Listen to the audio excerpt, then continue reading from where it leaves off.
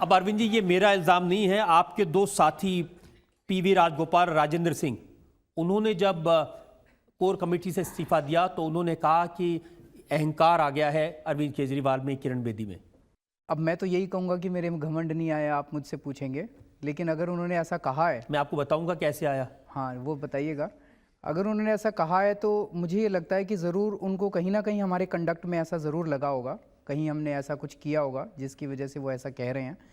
तो अगर वो कुछ स्पेसिफिक बताएंगे तो हम ज़रूर अपने आप को बदलने की कोशिश करेंगे। देखिए, आमतौर पर इंप्रेशन ये है कि अन्ना हजारे का जो पूरा आंदोलन है उसके कर्ता धर्ता अरविंद केजरीवाल है, आपकी मुट्ठी में है सब कुछ। ये सब गलत है, ये सब बहुत गलत है, क्योंकि ये आंदोलन इस देश के लोगों का आंदोलन है जिसका नेतृत्व अन्ना हजारे ने किया है। मैं अपना रोल छोटा सा है वो बता देता हूँ। मेरे को कानून की थोड़ी बहुत ज़्यादा जानकारी है, मेरे को प्रशांत भूषण को। अगर कोई धारा है किसी कानून की, उस धारा को कैसे ड्राफ्ट किया जाए कि वो इफ़ेक्टिव होगी, इस किस्म के हम इनपुट्स दे सकते हैं। अदरवाइज़ हमारा कोई बहुत ज़्यादा योगदान नहीं है। सारा आंदोलन अन्ना जी के नेतृत्व में चला है और इस देश के लोगों का आंदोलन है। लेकिन कांग्रेस के लोग ये मानते हैं कि इस आंदोलन के पीछे अन्ना हजारे को तो समझा बुझा के मनाया जा सकता है, लेकिन ये अरविंद केजरीवाल नहीं मानते, बहुत जिद्दी हैं।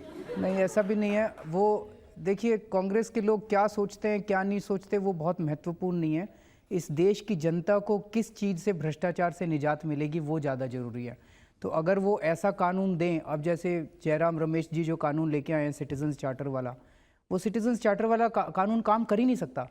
वो ये कह रहे हैं कि हर राज्य के अंदर एक 5 लोगों की बॉडी बना दी जाएगी और उस राज्य में जितने लोगों की जिस किसी विभाग से जो भी समस्याएं हैं, पूरे राज्य में, उत्तर प्रदेश में मान लीजिए गाजियाबाद, अलीगढ़, इधर उधर जितने, और गांव-गांव में जिसकी जो समस्याएं हैं, वो 5 लोग उस समस्या को सॉल्व करेंगे। ऐसा हो सकता है? वो तो 2 दिन में फ्लड हो जाएगी, लाखों ग्रीवांसेस आ जाएंगी। तो वो एक ऐसा कानून दिखा देते हैं, हाँ भाई हम पब्लिक ग्रीवांस रिड्रेसल कानून लेके आए हैं। नाम बड़ा अच्छा है, पब्लिक ग्रीवांस रिड्रेसल। उस कानून से निकलने वाला कुछ नहीं है।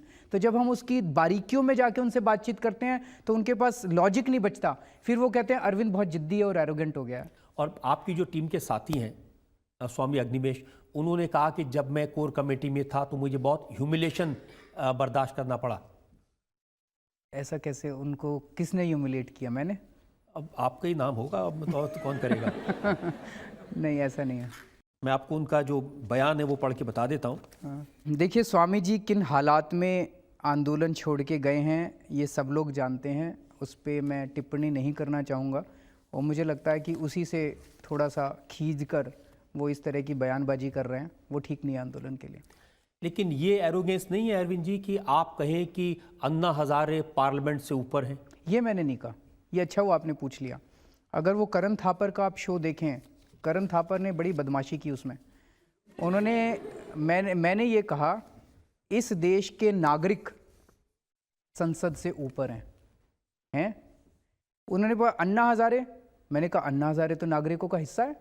तो अगले दिन हेडलाइन थी Arvind Kejriwal Anna Hazare is superior to parliament. ये हेडलाइन है मेरे पास में टाइम्स ऑफ इंडिया में, Anna Hazare is above parliament Kejriwal. मैंने ऐसे नहीं बोला, आप वो इंटरव्यू देख लीजिए। इंटरव्यू में मैंने कहा कि इस देश की जनता संसद से ऊपर है। तो उन्होंने कहा अन्ना हजारे, मैंने कहा अन्ना हजारे भी जनता का हिस्सा है। तो उन्होंने ये लिख दिया Anna Hazare is above parliament. I never said Anna Hazare is above, he is not above parliament. आपने जो 9 करोड़ 27 लाख रुपए का चेक भेजा, सरकार ने जो आपसे ड्यूज मांगे थे, 9 लाख, 9 करोड़, 9 लाख।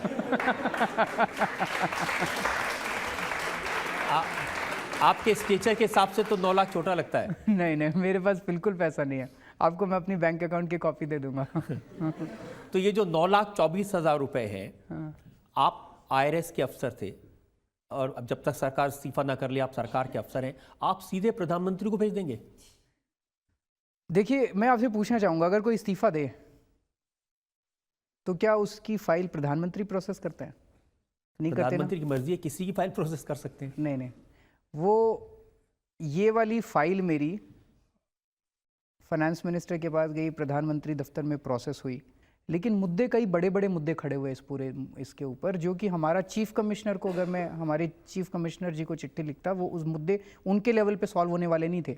मसलन टीम अन्ना को जिस तरह से सारी सरकारी मशीनरी का दुरुपयोग करके टारगेट किया जा रहा है, मेरा ये कहना था कि जिन दोस्तों से मैंने लोन लेके ये पैसे चुकाए हैं उनको टारगेट ना किया जाए।